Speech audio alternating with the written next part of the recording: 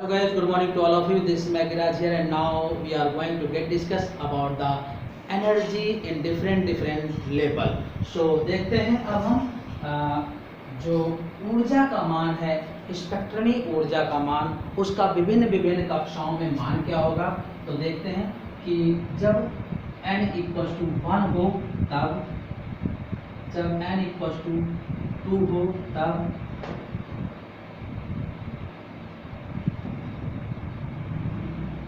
n equals to 3, n equals to 4 and n equals to 5।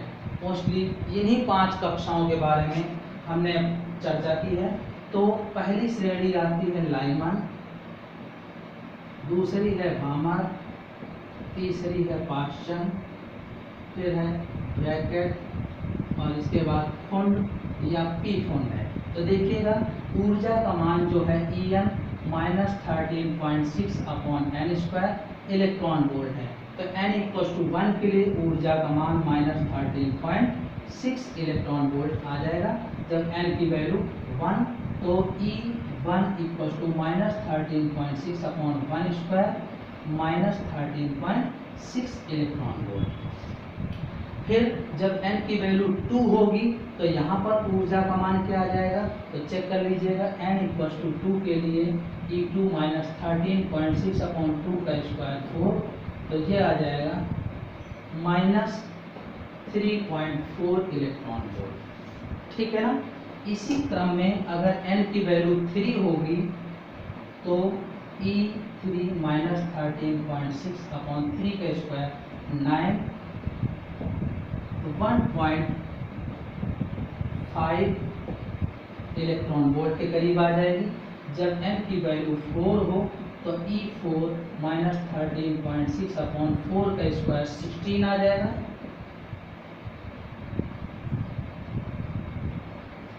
तो ये आ जाएगी energy की वैल्यू -0.585 इलेक्ट्रॉन वोल्ट। और इसके आगे भी अगर सॉल्व करना है, जैसे n इक्वल्स टू 5 के लिए भी अगर करना है तो E5 -13.6 अपॉन 25, तो ये आ जाएगा -544। तो E equals to -0.54 electron volt. इस तरह से इनके ऊर्जा क्रम आ जाएंगे। ठीक है ना। तो इन ऊर्जा क्रम में देखिएगा हम जानते हैं कि लाइमन, बामर, पाश्चन, ब्रैकेट, फुंड श्रेणियों के लिए ऊर्जा के मान इलेक्ट्रॉन वोल्ट में E equals to -13.6 upon N square से इतने -13.6 -3.4 -1.5 -0.85 एंड -0.54 इलेक्ट्रॉन वोल्ट प्राप्त हुए। ठीक है ना। इसके ऊपर आप निकाल सकते हैं। तो किसी भी सेल से जब इलेक्ट्रॉन इसमें जंप करता है लाइमन, दूसरी में जंप करता है तो बामर, तीसरी में जब जंप करते हैं तो पाश्चन, चौथी में जब आता है तो ब्रैकेट, और जब पांचवी में जंप करता है तो फुंड श्रेणी आती है। तो इस क्रम से हम ऊर्जा के मान भी निकाल लिए। अगर इनमें ऊर्जा परिवर्तन देखें तो इसमें कितना होगा डेल्टा E का मान, तो ये आप देख सकते हैं कि 13.6 और 3.4 में ये आ जाएगा 10.2, यानी ये आएगा 10.2 इलेक्ट्रॉन वोल्ट प्लस में। धनात्मक में इतना परिवर्तन होगा क्योंकि E2 E1 करेंगे अर्थात -3.4 और -13.6 ये होगा, तो इसका मान 10.2 इलेक्ट्रॉन वोल्ट आएगा। फिर इसके बाद अगर हम इन दोनों के बीच में ऊर्जा परिवर्तन निकालें डेल्टा E, तो देखिएगा 13.6 एंड 1.5, तो ये आ जाएगी 12.1 इलेक्ट्रॉन वोल्ट। यानी ये ध्यान दीजिएगा कि जैसे जैसे श्रेणियाँ यानी नंबर ऑफ सेल यानी कक्षाओं की संख्या बढ़ती जाएगी, इनका ऊर्जा परिवर्तन का मान भी बढ़ता जाएगा। तो ये होगा ऊर्जा स्तर पर ऊर्जा के मान इलेक्ट्रॉन वोल्ट में, विभिन्न ऊर्जा स्तर पर या श्रेणियों पर ऊर्जा के मान इलेक्ट्रॉन वोल्ट में। ठीक है ना। अब हम डिस्कस करते हैं बोहर्स के अभिग्रही, बोर के अभिग्रहित। तो बोर ने 3 अभिग्रहित दिए, प्रथम, द्वितीय एंड तृतीय, ये 3 अभिग्रहित दिए।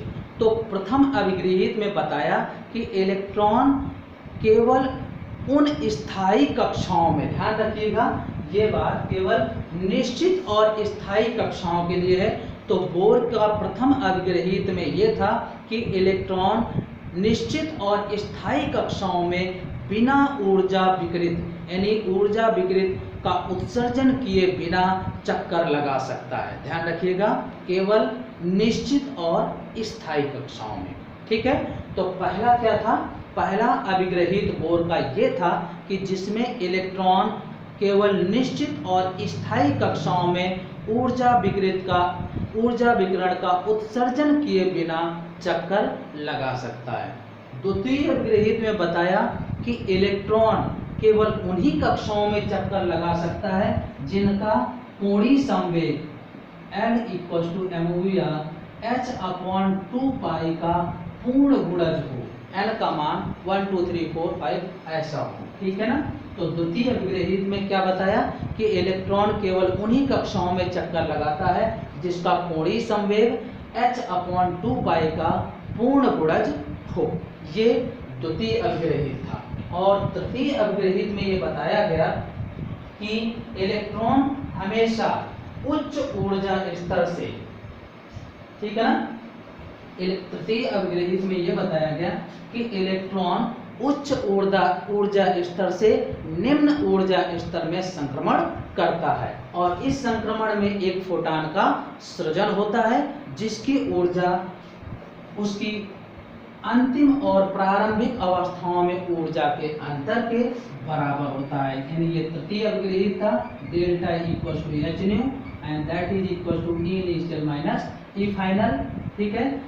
ऐसे लिख सकते हैं कि ये K initial minus K final के रूप में भी इसको आप दर्शा सकते हैं। आप ऐसे लिखा रह दीजिएगा EI माइनस EF और EI का मान EF से ज्यादा होगा। तो ध्यान रखिएगा ये थे बोर के तीनों अभिग्रहित। प्रथम अभिग्रहित में बोर ने बताया कि इलेक्ट्रॉन केवल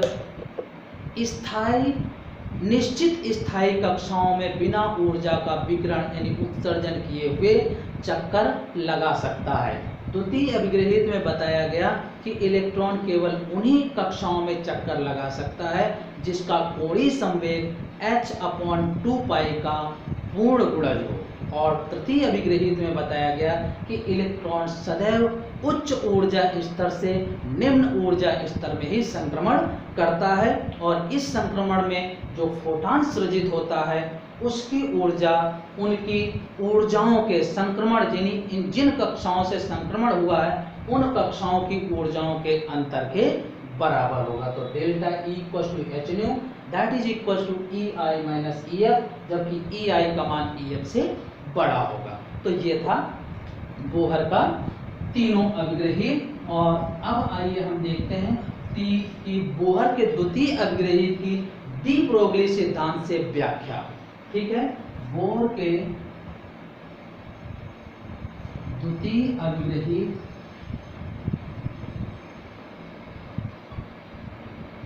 की डी ब्रोगली सिद्धांत से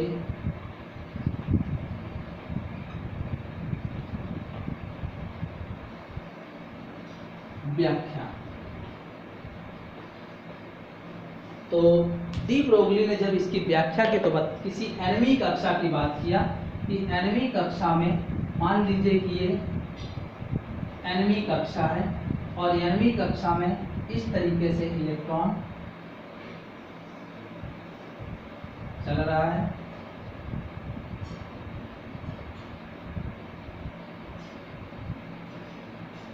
जी, तो देखिएगा ये इस तरीके से, क्योंकि तरंगों की प्रकृति कैसी होती है अनुप्रस्थ, तो ये श्रृंग और गर्त के रूप में चलेगा।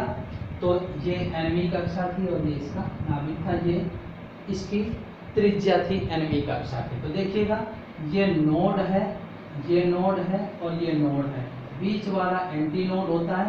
तो नोड से नोड तक की दूरी जो इतनी है λ/2, λ/2 क्या हो जाएगी, लैम्डा हो जाएगी। इसी तरीके से मान लेते हैं कि इस nवीं कक्षा की परिधि लैम्डा के रूप में बटी हुई है ये,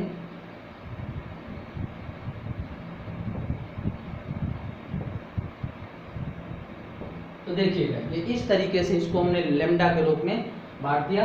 तो बोहर के द्वितीय अभिग्रहित में जब डी ब्रोगली ने व्याख्या की तो उन्होंने nवीं कक्षा की कल्पना किया, nवीं कक्षा के बारे में डिस्कस किया, जिसमें कोई इलेक्ट्रॉन nवीं कक्षा में भ्रमण कर रहा है, चक्कर लगा रहा है। तो ये श्रृंग और गर्त के रूप में चलती हैं, क्योंकि इनकी प्रकृति अनुप्रस्थ होती है, तो श्रृंग और गर्त के रूप में। तो ये लैम्डा के फॉर्म में 1 lambda, 2 lambda, 3 lambda, 4 lambda, 5 lambda, और nवीं कक्षा है तो मान लेते हैं कि ये तरंग दैर्ध्य क्या हो जाएगा, n लैम्डा। तो पूरी परिधि जो होगी, अतः कोई कक्षा जो nवीं कक्षा है परमाणु की, उसकी त्रिज्या Rn है, इलेक्ट्रॉन Vn वेग से चक्कर लगा रहा है, इसका वेग जो होगा वो Vn है। तो इसकी परिधि जो होगी यानी कुल दूरी जो आए 2 पाई Rn हो जाएगी, और ये 2 पाई Rn किसके इक्वल हो गई, n लैम्डा के, ठीक है ना। तो n लैम्डा के हिसाब से अगर हम देखें, जहां p = h/λ या λ = h/p का मान mv रख दिया, ये है।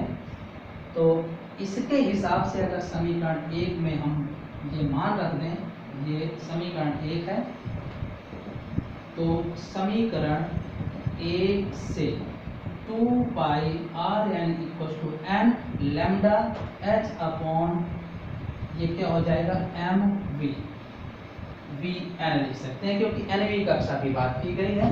तो अब इसको जब सॉल्व करेंगे तो ये आ जाएगा 2 पाई Rn = nh/mvn, तो mvn Rn = nh/2 पाई, और ये क्या था, कोणीय संवेग। तो ये nवीं कक्षा का कोणीय संवेग आया, जो किसके बराबर हो गया, nh/2 पाई के, और यही बोहर का द्वितीय अभिग्रहित था जिसकी पुष्टि हुई। तो इस प्रकार से बोहर के द्वितीय अभिग्रहित का व्याख्या डी ब्रोगली सिद्धांत के अनुसार ये होगी 2 पाई Rn = nh/mvn, ये सब एक तरफ, और 2 पाई की वैल्यू इधर ले आएंगे। तो mvn Rn ये होता है कोणीय संवेग, जिसको हम L से व्यक्त करते हैं। तो L = mvn Rn = nh/2 पाई, इस तरह से कि ये बोहर के द्वितीय अभिग्रहित के डी ब्रोगली सिद्धांत से व्याख्या की पुष्टि।